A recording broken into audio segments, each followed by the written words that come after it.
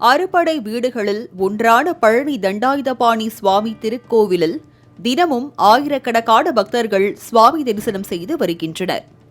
தை, மாசி, பங்குனி போன்ற மாதங்களில் பழனியில் பக்தர்களின் கூட்டம் வழக்கத்தை விட அதிகமாக காணப்படும். பழனிக்கு செல்லும் பக்தர்கள் அங்குள்ள சரவண பொய்கை, சண்முக நதி, இடுமன்குளம் போன்ற புண்ணிய நதிகளில் நீராடிவிட்டு சுவாமி தரிசனம் செய்வது வழக்கம்.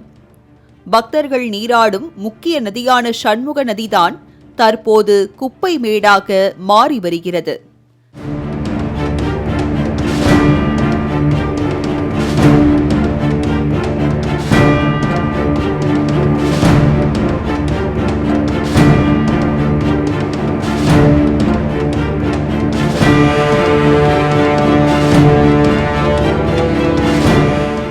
சண்முக நதி பாலத்தின் அருகே சமூக விரோதிகள் சிலர் மீன், கோழி போன்ற இறைச்சி கழிவுகளையும் பிளாஸ்டிக் கழிவுகளையும் கொட்டி வருகின்றனர்.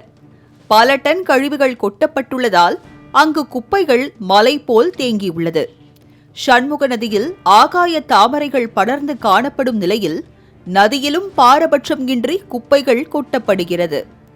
சண்முக நதி முழுவதும் குப்பைகள் மிதப்பதால் தண்ணீர் முழுவதுமாக மாசடைந்து வருகிறது. இந்த தண்ணீரில் புனித நீராடுவதால் பக்தர்களுக்கு நோய் தொற்று ஏற்படும் சூழல் உருவாகியுள்ளது.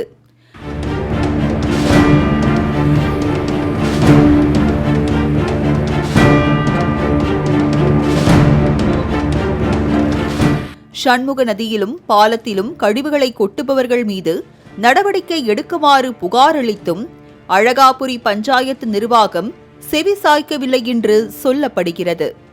பல ஆயிரம் பக்தர்கள் நீராடும் சண்முக நதியின் புனித தன்மையை மீட்டெடுக்க இனியாவது நடவடிக்கை எடுக்குமாறு கோரிக்கை வைக்கின்றனர் உள்ளூர் வாசிகள்.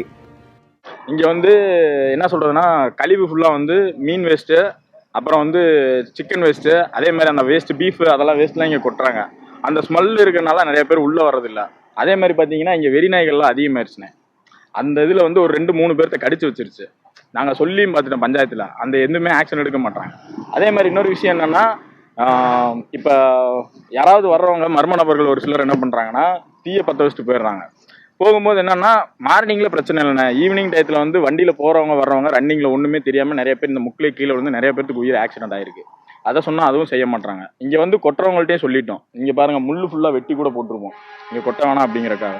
அப்படி இருந்தும் அந்த முள்ளு மேல டிராக்டர் விட்டு ஏற்றி கொட்டிட்டு போறாங்க. நம்ம ஒண்ணுமே சொல்ல முடியாத மாதிரி இருக்கு. கூவம் ஆற்றை போல் அசுத்தமடைந்து வரும் சண்முக நதியை மீட்டெடுக்க அரசு நடவடிக்கை எடுக்குமா என்பதை பொறுத்திருந்துதான் பார்க்க வேண்டும். மாலை முரசு செய்திகளுக்காக பழனி செய்தியாளர் கார்த்திகேயன்.